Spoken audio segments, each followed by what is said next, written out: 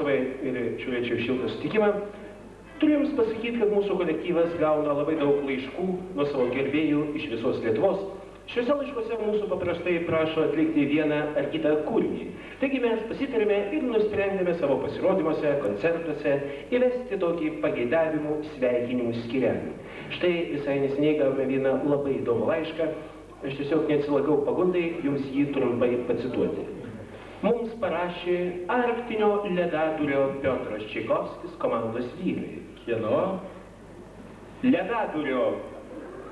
Kas tas ir? Taisyk žodžiu, gerą sužinosi. Taisau. Ir aš taisau. O tu taisai? Susinarpliuju aš. Gerai. Taigi, ledadulys kilęs nuo žodžio ledakol. Oi. Atsirado dar vienas pupkis kilęs nuo žodžio pupok. Pupkis? Aišku, pupkis. Nuo pupok? Aišku, nuo pupok. Pupkis. Aišku, pupkis. Gal ir nieko, kad pupkis. Gal ir nieko. Taigi, Arktinio pupkio ledadurio. Arktinio ledadurio Aldonas Pupkis. Kas? Nu susijim. Už ko pasiūlysi? Ai, vyras kaip bordiūras, aš ko susijimti neturi. Už šakos susijimti. Na va ir laikykės.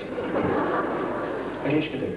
Anksčiau minėti vyrai pasveikimą nuo sunkios ligos proga sveikina savo komandos draugę, bufetininkę, kabliuotoją Jeleną Sergejevną, siunčia jai naktinius marškinėlius su reklaminiu užrašu «Každė kuriaščia ženščina kančiajant rakam» ir sako. Nu čia dabar kas? Aš atsiprašau, aš vėl kažką ne taip pasakiau. Tu viską taip pasakė, aš bandžiau. Aš žinau. Taigi, siunčia, reiškia, tą naktinį aksesuarą su anksčiau minėtų užrašu ir savos kūrybos dainą. O dainą atlieka liaudies instrumentų ansamblis, kuris susideda iš lietuvių liaudies instrumento kanklių.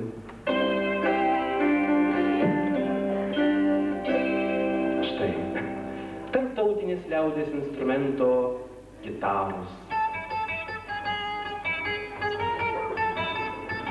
Tai gal baigs išpylėt vieną kartą?